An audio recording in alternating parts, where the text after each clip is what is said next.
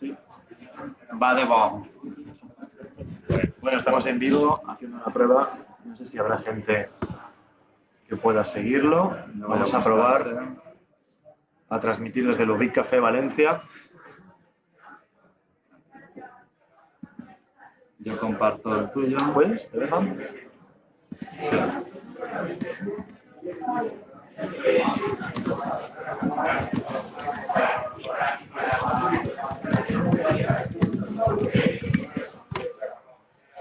Vale. Entonces, bueno, pues vamos a ir acercando el ordenador. Y esta es la plataforma. ¿Empieza ya? Sí, podemos ver si se va conectando alguien.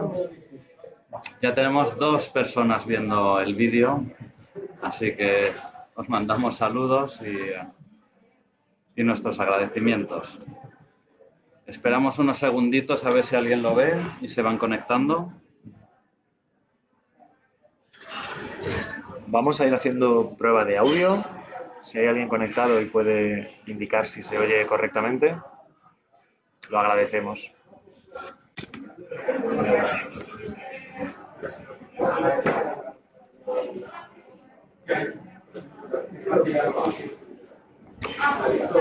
Esto, Miguel, esto. Pero ese es el altavoz. Vale. Como decía Miguel, ¿alguien nos puede confirmar que se escucha bien? 13. ¿Se escucha? Aquí Se escucha correctamente, ¿no? nuestro público, que no es masivo porque tenemos que cumplir con el aforo, nos comunica que se escucha bien. Antes de la pandemia venían 500 personas. Exacto. Desde la pandemia ya vienen 3 o 4 solo. Ha habido 630 Por cancelaciones. salud pública. Es verdad que había Pero de salud pública comprende la idea también. bastante gente que nos ha comunicado su interés en asistir presencialmente y que por las limitaciones que impone la pandemia no ha sido posible, pero nosotros nos teníamos que juntar ya después de un tiempo desde la publicación del libro y teníamos muchas ganas y aunque seamos poquitos estamos bien avenidos, así que yo creo que sin más. Sí, sí, es que entonces va de bo, com diguem en Valencia. Bueno, pues buenas tardes a quienes están aquí en la librería Ubic de Valencia y a quienes nos están siguiendo de manera online. Estamos en una cafetería, así que bueno, esperemos que no se escuchen muchos ruidos de fondo, esos comentarios que nos están poniendo. Y bueno, nos vamos a presentar. Yo tengo a mi derecha a Joan Pedro Carañana. Joan Pedro es profesor en el Departamento de Periodismo y Nuevos Medios de la Universidad Complutense de Madrid. Es doctor en Comunicación, Cambio Social y Desarrollo y vocal de la Junta Directiva de la Unión Latinoamericana de Economía Política de la Información y la Comunicación y la Cultura, ULEPIC España. Sus intereses giran en torno al papel de la comunicación, de la educación en el cambio social. Ha coeditado 3 libros, 2 de ellos en inglés, uno sobre modelo de propaganda y otro sobre cultura y globalización. Y otro en español junto a Francisco Sierra, que presentamos a continuación. Francisco Sierra Caballero es catedrático de Teoría de la Comunicación de la Universidad de Sevilla. Es director de la sección de Comunicación y Cultura de la Fundación de Investigaciones Marxistas. En la actualidad preside la Unión Latinoamericana de Economía Política de la Información, la Comunicación y la Cultura, ULEPIC. Y es miembro activo de la Red Transform de la Unión Europea y de la Asociación Española de la Investigación en Comunicación. Es autor, entre otras obras, de Marxismo y Comunicación, Teoría Crítica de la Mediación Social, de la editorial Siglo XXI. Dirige el Grupo Interdisciplinario de Investigación en Comunicación, Política y Cambio Social, con Políticas, y forma parte del Instituto Andaluz de Investigación en Comunicación y Cultura, INACOM. Francisco y Joan Pedro son editores del libro que presentamos hoy, y también nos acompaña Miguel Álvarez, profesor en la Facultad de Comunicación de la Universidad de Castilla-La Mancha. Miguel es miembro de la Junta Directiva de la Unión Latinoamericana de Economía Política de la Información, ULEPIC y la Comunicación, y fue secretario de la sección de estudio de discurso de la Asociación Española de Investigación de la Comunicación y ha publicado 3 libros académicos. Miguel es autor de uno de los capítulos de el libro que presentamos hoy, titulado El modelo de propaganda y el control de los medios, editado por la editorial Comunicación Social. Bueno, pues yo soy Maricruz Tornay y voy a ejercer un poco de moderadora en esta charla coloquio que vamos a hacer, vamos a participar, y también nos gustaría, ya que tenemos la oportunidad de, si tenéis comentarios, preguntas, pues bueno, las iré leyendo al final para que contesten los ponentes. Bueno, pues por presentar un poco el modelo de propaganda y el control de medios, es un libro que surge a partir de la realización de un seminario organizado por ULEPIC y que coincide con el 30 aniversario de la publicación de Manufacturing Consent, que luego se tradujo al español como Los Guardianes de la Libertad, publicado, escrito por Edward Herman y Noam Chomsky, y en el que analizan, después de analizar muchos medios, el funcionamiento de los medios de comunicación, establecen un modelo de 5 filtros que explique el funcionamiento de los medios de comunicación y cómo la producción de información y de noticias de estos grandes medios terminan creando los intereses o creando un consenso que es funcional a los intereses y al poder.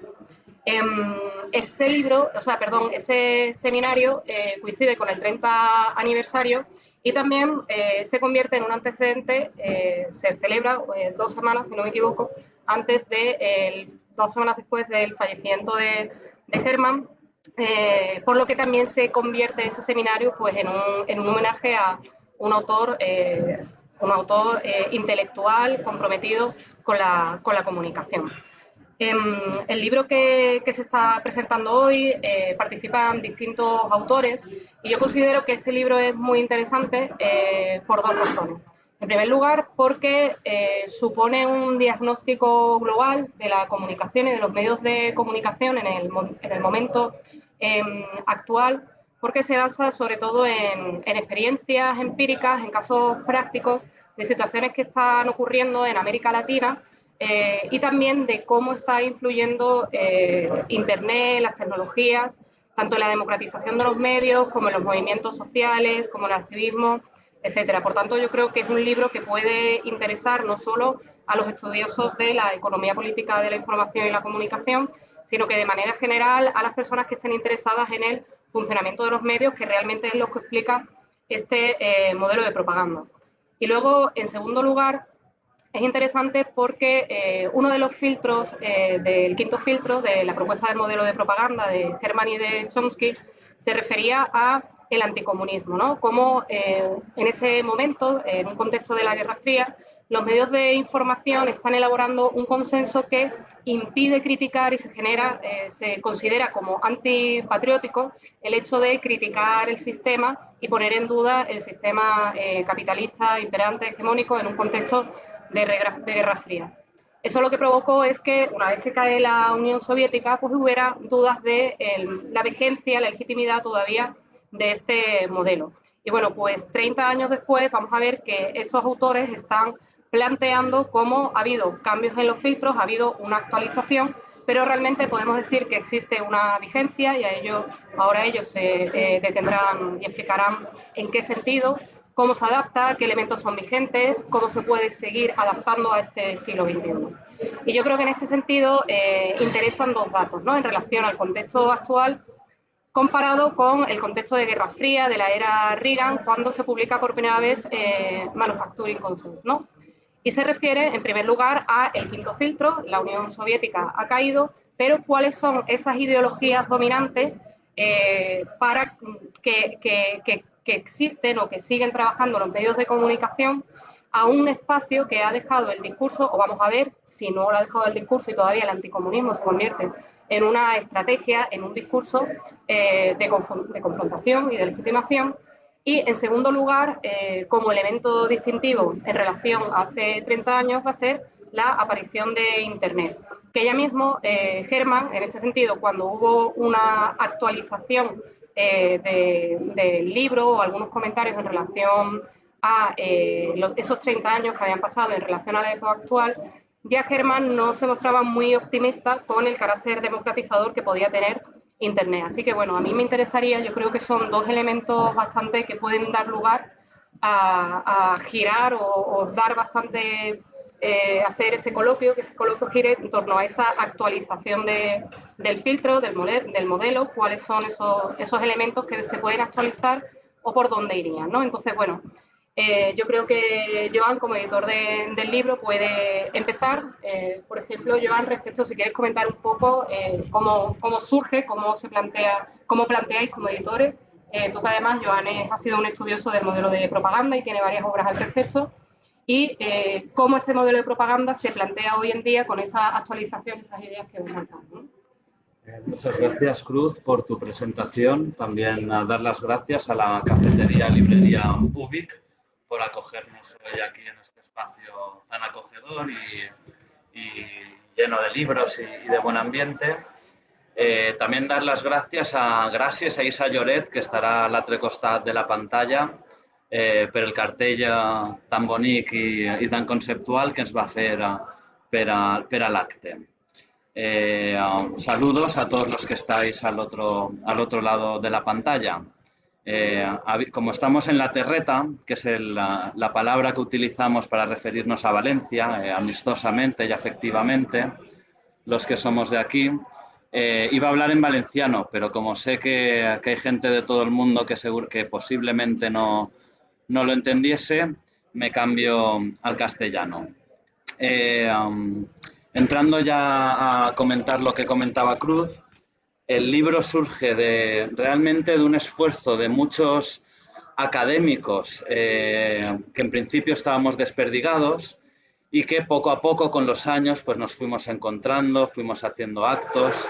Yo cuando empecé mi máster, empecé a realizar la carrera académica hace ya unos años, pues encontré al profesor Francisco Sierra, al profesor Fernando Quirós, a Ana Segovia, a Miguel Álvarez, que también está aquí con nosotros, y encontré un lugar donde poder desarrollarme intelectualmente, un sitio donde seguimos una perspectiva crítica que hoy más que nunca es necesaria en las ciencias sociales en general, pero también en los estudios de comunicación en particular, que demasiado a menudo están dominados por lógicas instrumentales orientadas al marketing, al control social, etcétera. Entonces, esa necesidad de encontrar un equipo con los que poder trabajar desde perspectivas críticas.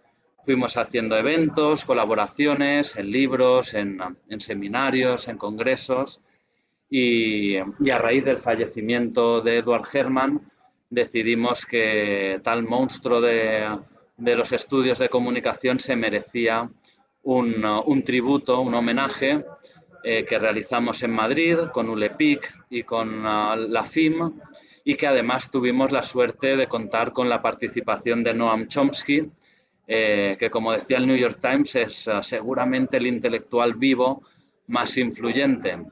A continuación añadía que en lingüística es muy bueno, pero que en política era un desastre, porque lógicamente Chomsky y Herman han criticado mucho al New York Times como herramienta de legitimación de los intereses de los grandes poderes estatales y económicos. El Times ha apoyado todas las guerras, desde la guerra del Vietnam, pasando por las intervenciones en Latinoamérica, en Centroamérica, en los años 80, y también más recientemente la guerra de Irak, Afganistán, más recientemente aún en Siria. Por comentar brevemente, como señalaba la profesora Cruz, el modelo de propaganda identifica 5 elementos que llaman filtros por los que tiene que pasar la información, la materia prima, antes de hacerse pública en los grandes medios de comunicación comerciales de carácter privado. Y uno de esos filtros es el filtro del anticomunismo allá por los años 80. Muchos autores pensaban que con la caída de la Unión Soviética este filtro habría perdido vigencia, pero realmente lo que hemos visto es que se ha ido modificando un poquito. En unos años era el filtro del antiterrorismo, en el que se estigmatizaba y demonizaba cualquier cuestionamiento de las guerras en Oriente Medio, a los musulmanes en general también. Este filtro también se utilizó para crear una fachada benevolente con lo que se ha llamado el milagro del mercado, ¿no?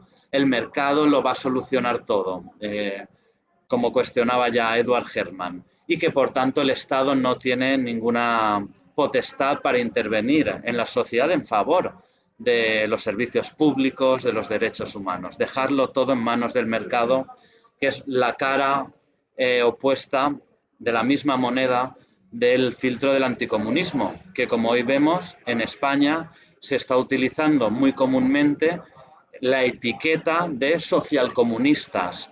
Lo hemos visto con Jeremy Corbyn en Inglaterra, con Bernie Sanders en Estados Unidos y alrededor del mundo, como quien discrepa de las versiones oficiales, inmediatamente se le pone una etiqueta que es o comunista, o pro-venezolano, o guerrillero, o populista, etcétera. Hay toda una serie de términos que se utilizan sin ninguna definición, solo como un insulto, para desacreditar a las voces discordantes. Los otros filtros, muy brevemente, que no queremos extendernos demasiado en estos tiempos de toque de queda, son la propiedad de los medios de comunicación, grandes conglomerados orientados al beneficio, concentrados en muy pocas manos, con penetración de capital bancario, que son los verdaderos dueños. Siempre hay que preguntarse quién manda, quién es el dueño. Obviamente hay algo de pluralidad, algo de diversidad, claro, no es el franquismo, no es una dictadura, pero establecen límites a las posibilidades discursivas de la comunicación para defender los derechos humanos y transformar la sociedad en beneficio de la mayoría. Los dueños del sistema, el 1 y el 5% más rico del mundo y de España también en este caso, no quieren que se cuestionen sus propios intereses. Sería muy inocente pensar que iban a dejar los medios, una herramienta democrática tan poderosa, en manos de la población y de la democracia.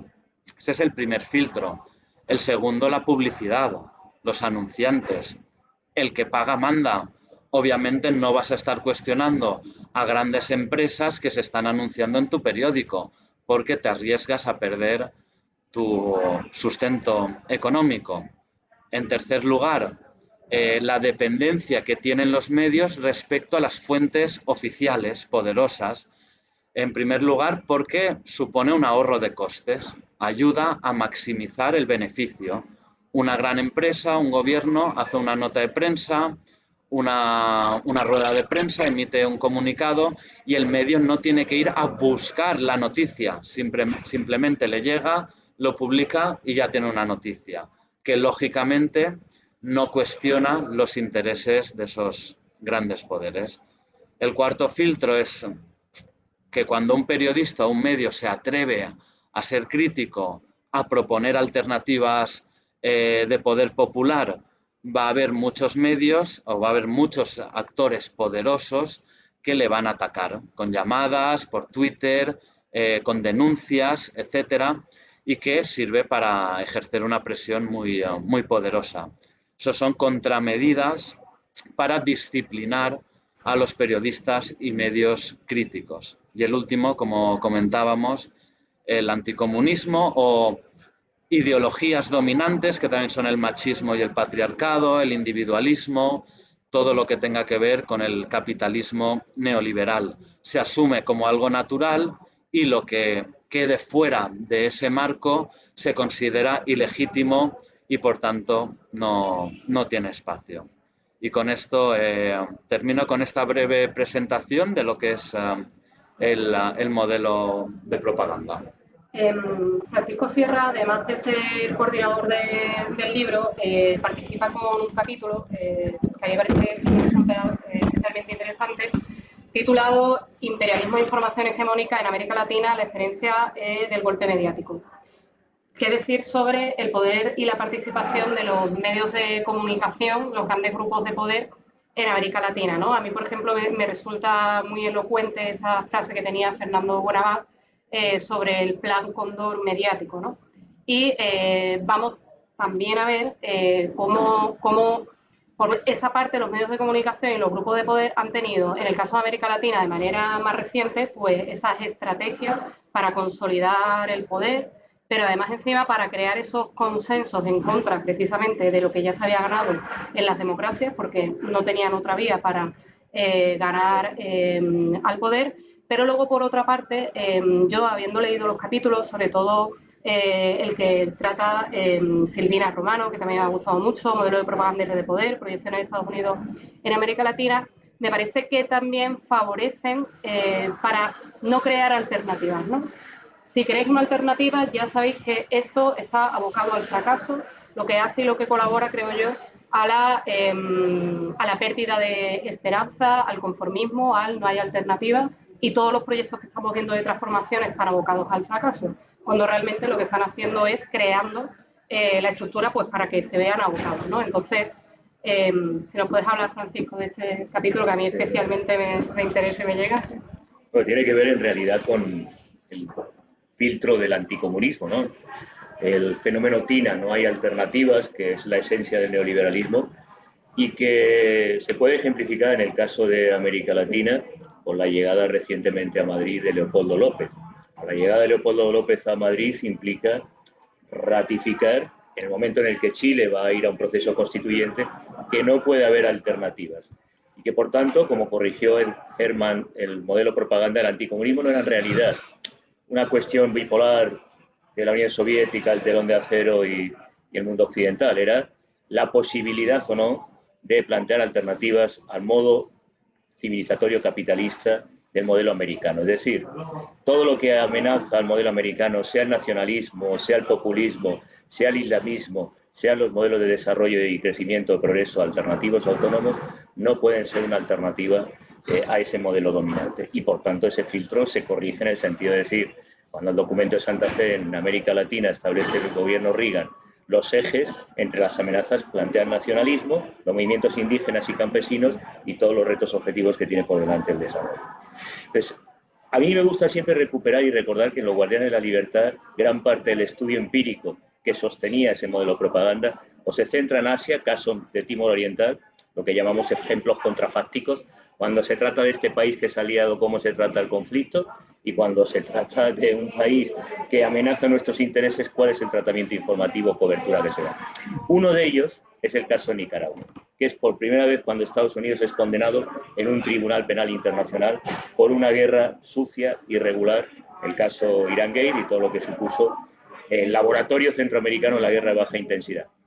Se ha estudiado por parte de los colegas de América Latina ese tratamiento y lo que estamos viviendo en Venezuela es muy semejante a lo que se vivió en Nicaragua, con la diferencia que ciertos intelectuales de izquierda pues parece que les cuesta posicionarse en favor de un proceso bolivariano que tiene, como todo proceso de transformación, sus límites y contradicciones, pero que desde luego hay que explicar la cobertura de los conflictos internos en clave de ese golpismo mediático. Y en ese ámbito había actores que siguen operando. La Sociedad Interamericana de Prensa, la patronal de los medios, que están concentrados, que fueron los que boicotearon el NOMIC y toda propuesta de reforma democrática de los medios. Estamos hablando también de un contexto en América Latina de una hiperconcentración de medios, caso Globo de Brasil, caso de Televisa en México, que ejemplifican qué cobertura cuando el pueblo se levanta. Cuando surge el EZLN, es un grupo de vándalos, criminales, que no aceptan bien el milagro mexicano de Salinas de Gortari. Bueno, en realidad era lo que el propio documento de Santa Fe y los estrategas del Pentágono sabían que iba a suceder. Las políticas neoliberales en el campo, en México, en América Latina, iban a tener una respuesta al campesinado y del movimiento indígena para resistir y sobrevivir a esa crisis de privatización y de algún modo, esquilmar los recursos naturales de este ámbito. Bien, esos actores siguen.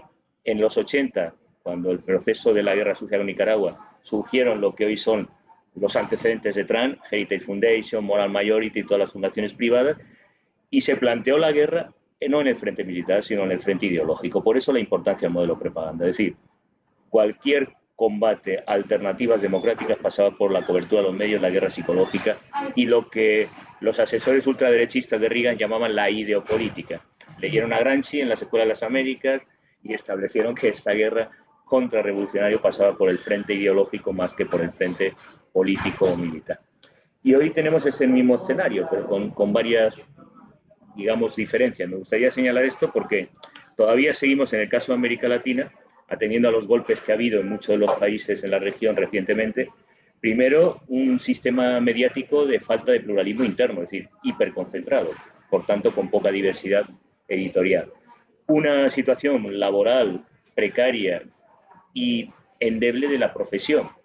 En algunos casos, caso en México, el chayote, es decir, sobresueldos para hablar bien, correctamente de los poderes fácticos. En otros, que nadie lo dice, es un ejemplo de evidencia empírica y de, digamos, validez del modelo propaganda, el caso de los ejemplos Colombia y Venezuela. El problema de libertad de expresión es Venezuela. Sin embargo, el país donde más han asesinado, secuestrado, perseguido y torturado a periodistas es Colombia, junto con México. Llevan el récord histórico. Pero no vamos a ver noticias en los medios respecto a la falta de libertad de expresión en el caso colombiano frente al caso de Venezuela. En cualquier caso, tenemos profesionales precarios, tenemos, por otro lado, una censura sistemática de los poderes económicos, fundamentalmente, y hay que señalar dos elementos que son importantes. Uno es el colonialismo. La CID entrena a los periodistas para, cuando hay procesos regulatorios, hacer el discurso de que eso es una censura y restricción a la libertad de expresión, y en eso los periodistas han seguido el libreto que la USAID y la USIA, las agencias de cooperación y de información de Estados Unidos, desarrollan los cursos de formación con patrocinio de la CID. Y ahí otros actores nacionales, como el caso de Ecuador, Fundamedios, financiados por la USAID, por la USIA, siguiendo el mismo modelo de los años 60, no hay una diferencia sustantiva. Siguen los mismos actores, han emergido nuevos actores, pero que operan en esa discusión colonial de que el modelo de libertad de expresión es el estadounidense, que precisamente no es el que ofrece mayores garantías en términos de pluralismo. Eso, la concentración y la dependencia de los grandes medios, en este caso, que eran nacionales como Televisa o Globo, pero que ahora empiezan a depender de grandes compañías, del capital financiero internacional, de las grandes transnacionales como las hidroeléctricas o la banca, sea española o de Estados Unidos. Y ese es el horizonte en el que viene Leopoldo López, ¿no? En el que hemos visto una cobertura de Venezuela semejante a la de la guerra sucia en Nicaragua. Caricaturización de los líderes, sea Chávez, ahora Chávez es un gran líder, Maduro no se puede comparar a Chávez, pero cuando vivía Chávez teníamos la misma cobertura que ahora. Un proceso de campaña sistemática y luego todo lo que es la guerra baja o guerra irregular, la lógica de golpes blandos, desestabilización económica, creación de un clima de guerra bélica, ataques continuamente de organismos internacionales en el frente diplomático, aislando al país como un ejemplo de mala praxis, desarrollo también de asfixia económica y boicot, como ya se vivió en Nicaragua, como se vivió también con Salvador Allende en la Unidad Popular y como se vuelve a vivir en Venezuela. ¿Cuál es el papel de los medios en la cobertura? Reforzar ese efecto de clima de opinión, generando justamente una concepción, un framing, un marco en el que se conceptualiza o como Estado fallido o como Estado autoritario Venezuela y planteando por contra como Estados libres, democráticos y estables, justamente un Estado fallido como Colombia, en el que los derechos humanos, la liquidación de líderes campesinos, la esquilmación de los recursos naturales, pero sobre todo la violación sistemática de los acuerdos de paz y de los sectores, digamos, de la sociedad civil organizada, son continuamente perseguidos y liquidados, aniquilados sin que ningún organismo internacional lo denuncie. Ese contrapeso, contrapunto entre un caso y otro, yo creo que ilustra muy bien en el momento en el que estamos y de la validez del modelo. ¿Cuáles serían los retos de América Latina? Bueno, pues creo que hubo una década ganada. En términos de políticas públicas estuvieron muy a la vanguardia y se demuestra que la historia se sigue construyendo, la lucha de los pueblos, y que en este caso las políticas se van a volver a reivindicar. En Argentina se van a volver a recuperar, en Ecuador probablemente en breve, en Bolivia evidentemente, aprendiendo dos lecciones básicas, que esta guerra y el modelo propaganda tiene una traslación en los medios, pero que también tiene una materialidad en vidas, en intervención armada, en persecución del lawfare, que es una novedad, pero que es una continuación, en el fondo, de la doctrina del documento de Santa Fe referido a América Latina. Y en ese contexto creo que el modelo propaganda de Chomsky-Hermann nos da muchas herramientas para entender por qué Leopoldo López es un gran demócrata y por qué, por contra, en este caso Maduro se nos representa como un dictador. De manera muy evidente son dos contrapuntos para poder analizar esta situación. Vemos entonces que el papel tan necesario de atender a la estructura de los medios de información, de los medios de comunicación, para saber y ver quiénes son los que están transmitiendo esos mensajes y a servicio de quién representan, de quién interesan, ¿no? Se planteaba entonces y veíamos cómo el segundo reto o el segundo cambio sobre el que podríamos hablar sería la aparición de Internet, ¿no? Que Internet, en el momento en el que las grandes propiedades de los medios de comunicación dejan lugar a pocas grietas, Internet, los medios de comunicación alternativos, los medios de comunicación comunitarios, pues se pueden convertir en ese escenario, en esa estrategia de, a través de las grietas, como daban los zapatistas, ¿no?, abrir esas grietas del sistema. El libro se divide en dos partes. En esta segunda parte, llamada El control del pensamiento de la era digital, es en la que participa Miguel Álvarez Peralta con un capítulo titulado Reformulación del modelo de propaganda de Hermann y Chomsky para el siglo XXI, reflexiones a tenor de la España post-bipartidista. En su capítulo, Miguel hace un recorrido que a mí me parece especialmente interesante acerca del papel que ha tenido Internet para los movimientos sociales. Y tienes un epígrafe que se titula Más allá del ciberpesimismo y la cibereuforia. Hermann no era muy cibereufórico, más bien era pesimista. ¿Cómo te defines tú? ¿Cómo está esa dualidad? ¿Dónde nos quedamos? Gracias, Cruz. Gracias por la invitación, por organizarlo, Joan, y gracias a Ubic Café también por alojarnos. Sí, trato de pensar entre el ciberoptimismo y ciberpesimismo, ¿no? Con aquello que decía Gramsci de el pesimismo de la inteligencia y el optimismo de la voluntad. Y creo que, bueno, sí, quizá mi tarea aquí en el libro y en el coloquio hoy es no hacer de abogado del diablo, porque no hay cómo, no es posible. Comparto la visión que se ha expuesto y que tanto del modelo como que se expone en el libro, ¿no?, del rol estructural de los medios de masas y especialmente además de Internet, cada vez más clara.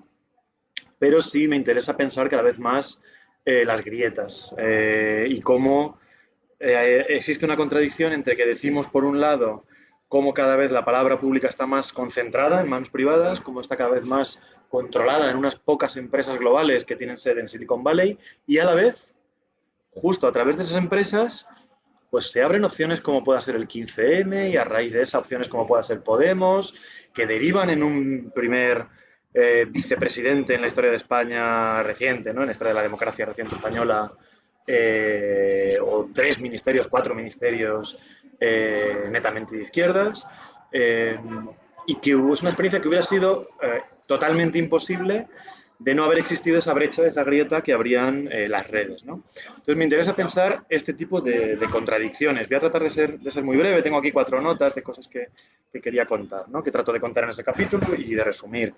Entonces me interesa cómo provocar ese pensamiento de que, por un lado, los que somos de izquierdas y los que pensamos dentro de un marco marxista, tendemos a ser muy buenos en explicar, como hace el modelo de propaganda, que no deja de ser un modelo de explicación pedagógica, en explicar el sistema, en explicar cómo vivimos una sociedad organizada en torno a las necesidades del capital y no de los seres humanos, etcétera, etcétera.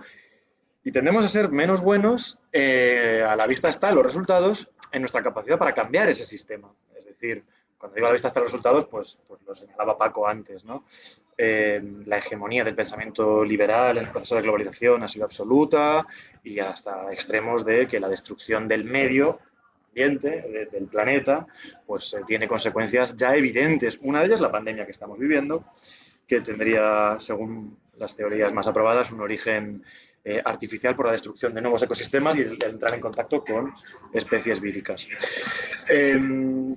Decía que somos buenos, por lo tanto, muy buenos en explicar, pero no parecemos tan buenos, y quizá hay que poner cada vez más, balancear el pensamiento ahí en cómo eso se enfrenta y cómo eso se cambia, cómo se puede traducir, cómo se puede asaltar los cielos, ¿no? Que la tarea sigue siendo la misma. ¿Qué hacer? Y ahí a mí se me ocurren, o veo que solemos tender, los movimientos sociales, el sector de pensamiento crítico, tender hacia 3 grandes vías, 3 caminos, ¿no? Uno es abandonar la tarea, ¿no? Uno es abandonar la batalla, es decir, buscar refugios, refugiarnos en nuestros propios ámbitos reducidos y es una tendencia en la que, por desgracia, caemos demasiado a menudo, ¿no?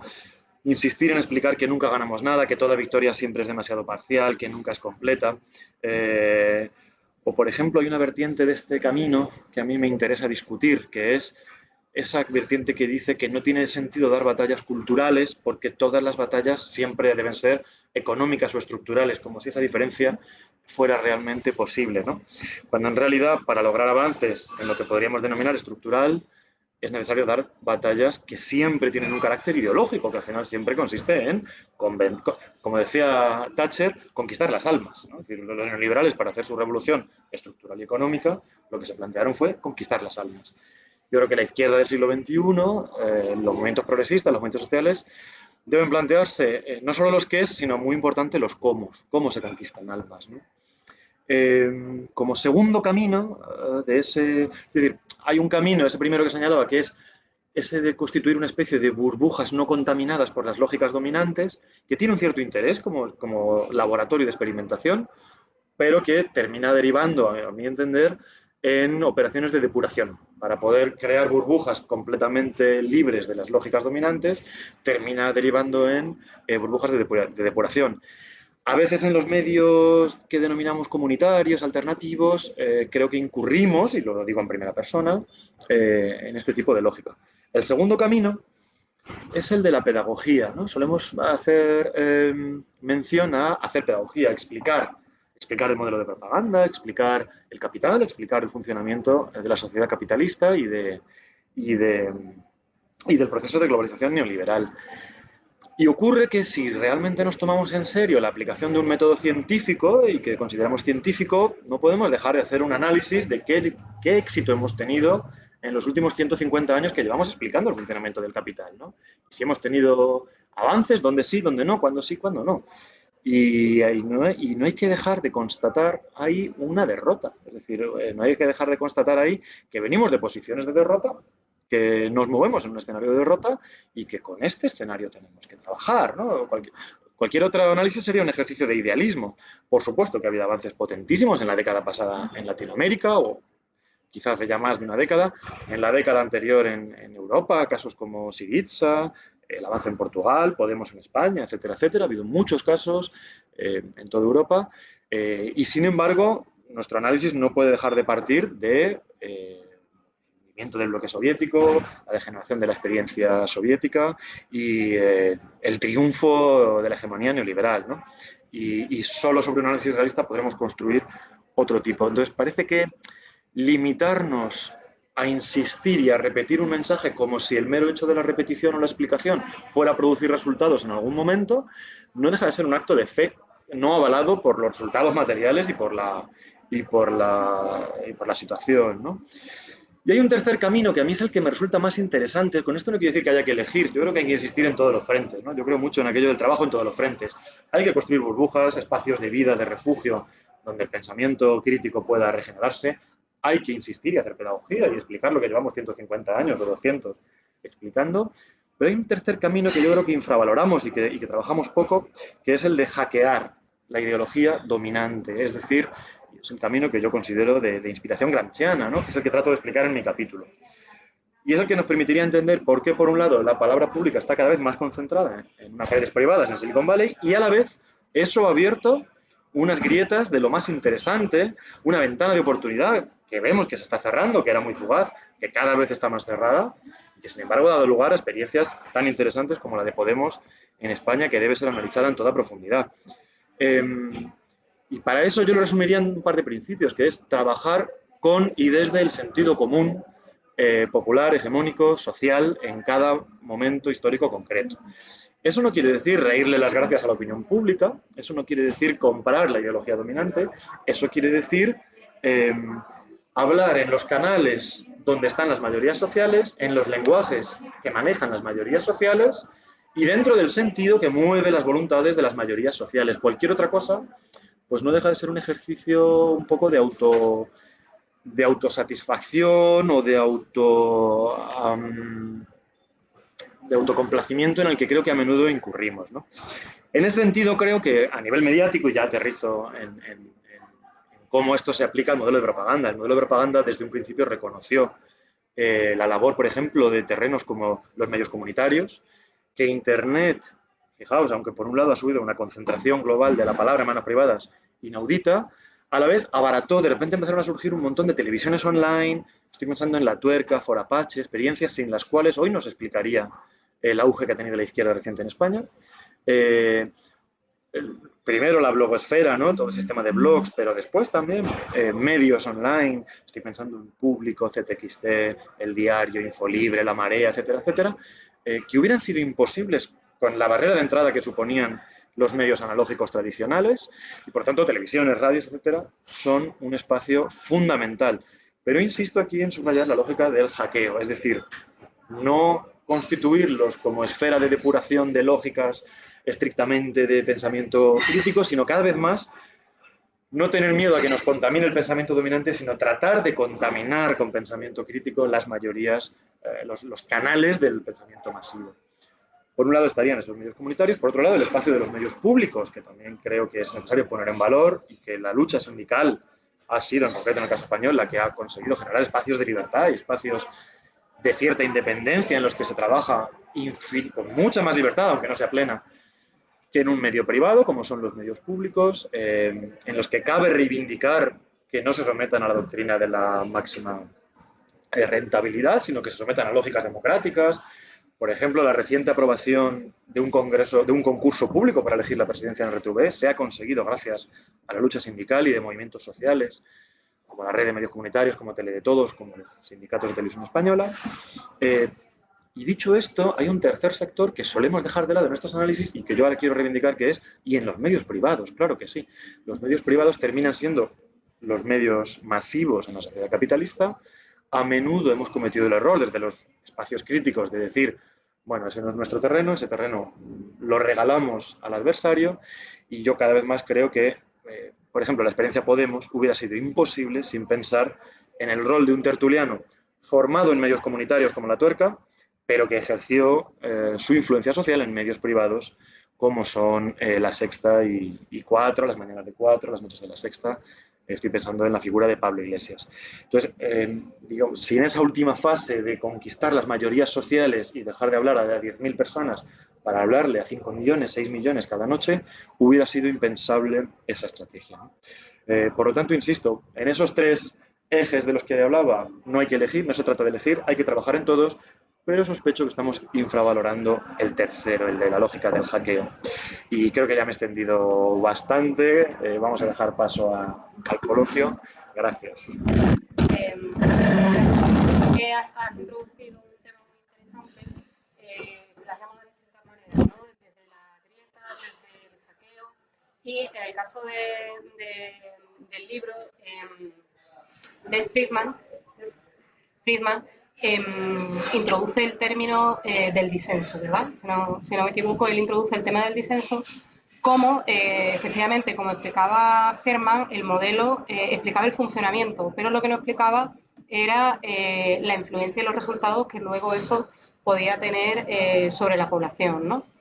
Y hablando, claro, a mí también lo que me interesa es, bueno, tal y como decía Hermann, ya conocemos cómo funciona la economía política, hemos investigado mucho acerca de, empíricamente, qué es lo que presenta este libro, cómo funcionan los medios de comunicación, cómo están detrás de todos esos golpes, ¿no? Cuáles también las dinámicas de funcionamiento que ya ellos plantearon, porque además es que yo creo que conviene releer de vez en cuando los Guardianes de la Libertad para entender muchas cosas de las que suceden ahora, ¿no? A mí hay un dato que me parece muy, muy interesante, que es que El Salvador es un país que quien lo conoce lo ama profundamente, en el que un país pequeñito, en el que Estados Unidos se gastó durante los 12 años que duró la guerra, pues prácticamente más de $1 millón diarios, ¿no? Entonces, bueno, si no entiendes cuál era el interés que había en frenar pues el avance que había de la influencia de la Unión Soviética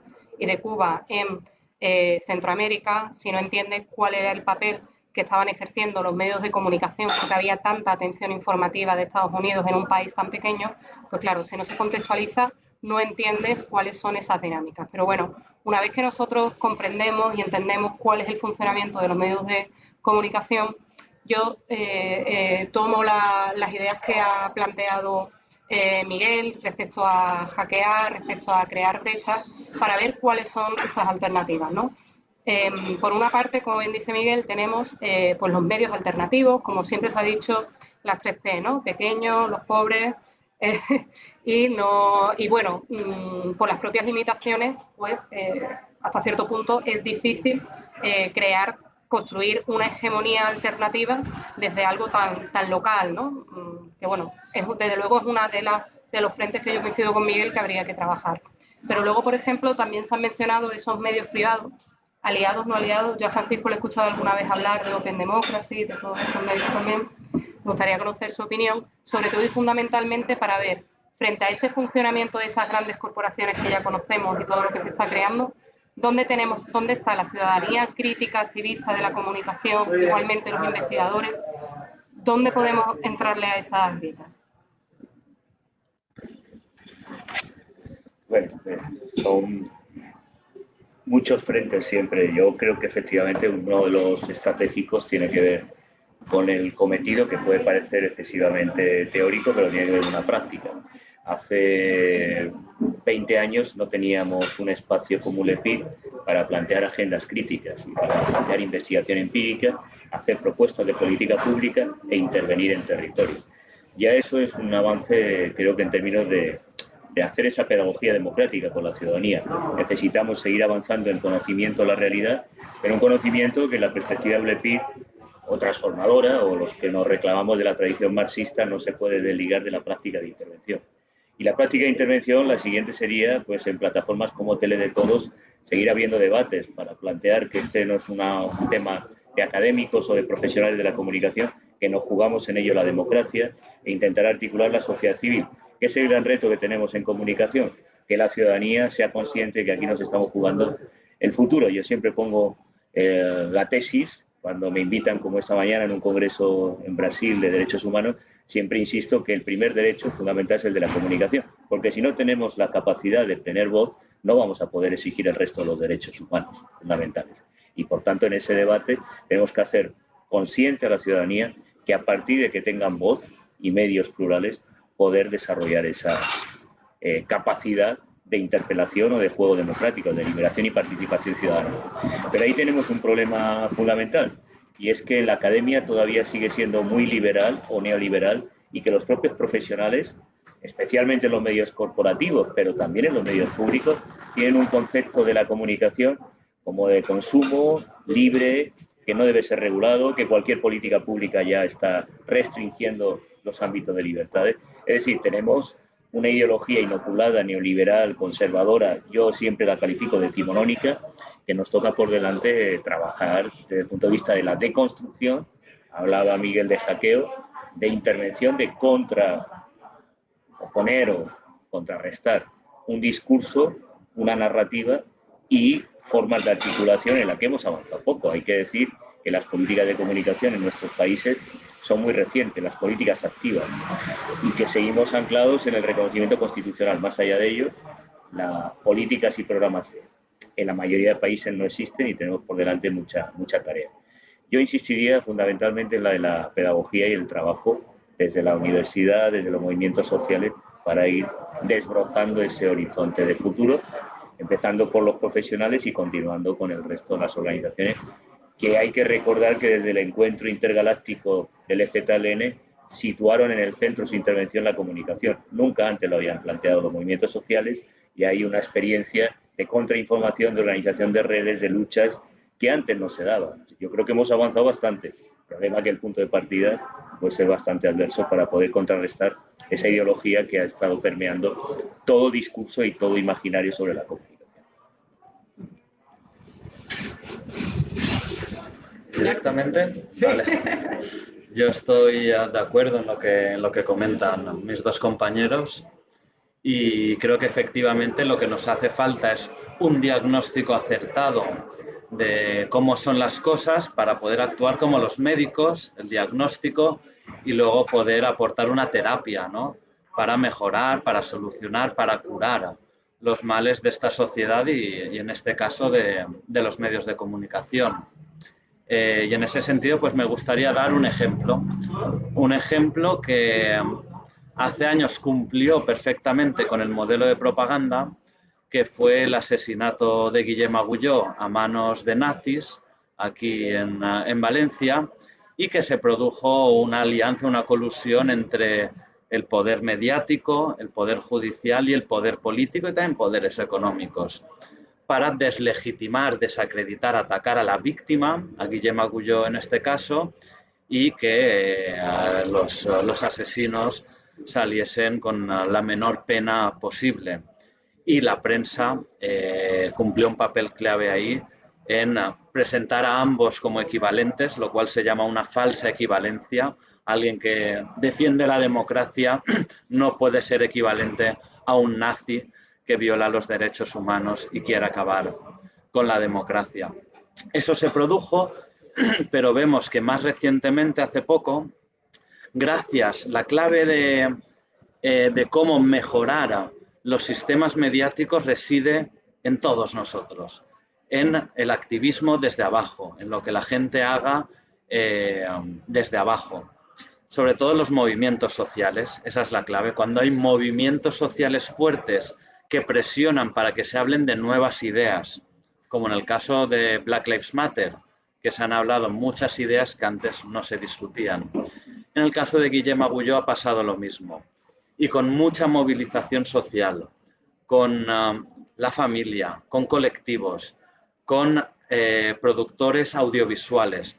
Han creado un documental que recientemente se difundió en Apunt, el canal más nuevo de, antes era Canal Nou, ahora Apunt es el canal del País Valencià, y se difundió en otros canales y llegó a, no recuerdo la cifra, pero alrededor de 1 millón de audiencia, lo cual está muy bien, es una cifra amplia.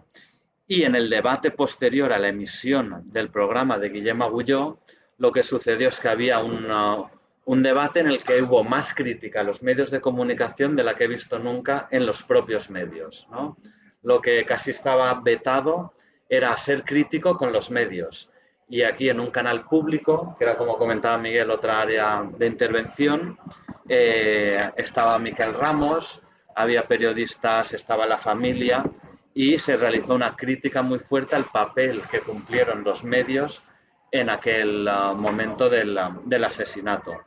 Y ahora, años después, gracias a todo ese activismo, se avanza hacia la justicia y hacia la verdad, y a dar voz a las víctimas y a la gente que está organizada, que está intentando mejorar la democracia en nuestro país. Y ese era el ejemplo que quería aportar. Hay muchos más. Bueno, por no repetir lo que ya se ha dicho, obviamente comparto lo que se ha señalado, ¿no? La necesidad de la pedagogía, la necesidad de la presión de los movimientos sociales es clave. Y cómo traducimos esto a lo que yo, insisto, creo que es un espacio fundamental, que al final terminan siendo los espacios de la comunicación masiva, que a día de hoy son los principales dispositivos de generación de ideología y de generación de relatos, de identificaciones y de estructuras de sentimientos, que al final terminan determinando la acción de los grupos sociales. Fíjate, yo creo que cuando Joan decía la importancia de los movimientos sociales, se me ocurrió un ejemplo que es de esta ciudad, de Valencia, ¿no? Cuando Jordi Évole hace su famoso reportaje del metro de Valencia, un caso que había sido silenciado por el poder político porque habían muerto mucha gente por unos problemas de corrupción directamente, de prevaricación y de falta de mantenimiento de las infraestructuras, se trató de silenciar. Jordi Évole hace un reportaje y consigue, digamos, que se abra un juicio, llamar adelante una lucha. No es Jordi Évole el que ha ganado esa batalla, obviamente, no es Salvados quien ha ganado esa batalla. Hay un movimiento social previo, que es el que mueve al equipo de Salvados a hacer eso. Pero sin Évole y Salvados quizá tampoco hubiera sido posible, o de facto no estaba siendo posible para ese movimiento llevar adelante esa victoria. Por lo tanto, es uno de los ejemplos a los que yo me refiero con la lógica del hackeo, ¿no? Otro sería el famoso caso de Pablo Iglesias. Entonces, sí, claro, completamente de acuerdo, los espacios para la pedagogía y la presión de los movimientos son fundamentales y son unas palancas para abrir grietas importantísimas, pero adquirir esta otra lógica de pensar qué es lo que hace que algunas cosas, cómo funcionan las lógicas del espectáculo, cómo funcionan las audiencias. No nos olvidemos que los medios privados, para poder ejercer su dominio ideológico, necesitan captar audiencias masivas. Y para eso necesitan negociar con la lógica de evolución de las audiencias y con la psicología humana, que tiene una naturaleza contradictoria y que nunca es plenamente controlada desde arriba, ¿no? Y entonces, en esa negociación, en esas tensiones dialécticas, hay un espacio para la intervención y entonces pensar esas lógicas y buscar esas guías en cada medio, de cada manera. Me viene a la cabeza un TikToker mexicano, creo que se llama Jerónimo, que está haciendo una divulgación marxista a través de TikTok y está divulgando El Capital para adolescentes y ha viralizado muchísimo. Bueno, ¿qué ha hecho Jerónimo para divulgar a través de TikTok El Capital de Marx? Pues seguramente pensar cómo funciona TikTok, pensar qué contenidos necesita divulgar, cómo junta, cómo le da una forma que lo convierta en divulgable, ¿no? Creo que eso es, ese tipo de lógica es clave, de lógica del hackeo. Bueno, pues ya nos quedan pocos minutitos y no sé si alguien del público, de quienes están viendo en vivo, tiene alguna pregunta. Igualmente, mientras se la piensan o la plantean, dos cuestiones. La primera es que el próximo sábado volvemos a tener una presentación, esta vez como moderador, con el compañero Alejandro Barranquero, de nuestra asociación RICAP, que ya he visto que algunos miembros están por aquí. Saludos a Juan, saludos a Ana y bueno, a muchos amigos más que nos están siguiendo. Y por otra parte, y fundamental, ¿dónde se puede adquirir el modelo de propaganda? En la web de la editorial Comunicación Social está disponible para envío, también en muchas librerías y obviamente en otros canales de distribución también se puede encontrar. Y el sábado, quien esté en Valencia, en la Asociación de Amigos del Carmen, y de nuevo a través de Facebook Live a las 8 de la tarde, ¿verdad? Eso es. Bueno, pues no sé si los compañeros que están por aquí, si Yulmar, bueno, se ha mencionado, tenemos aquí un compañero, a Yulmar, nicaragüense, se ha hablado de Nicaragua y de cómo los medios de comunicación y el modelo de propaganda, bueno, pues precisamente se fijaron en este país, ¿no? La sensibilidad que tuvieron, a mí me gustaría reconocerlo, ¿no? Ese modelo de intelectual comprometido y que, bueno, que se fijaron tuvieron la sensibilidad de fijarse, de analizar, como plantea Stuart Hall, ¿no? En El vientre de la bestia, fijarse y centrar su atención y su mirada a estos países olvidados en los que se estaban cometiendo las mayores atrocidades, ¿no? A mí particularmente me ha gustado mucho en términos generales la ponencia de cada uno de los autores.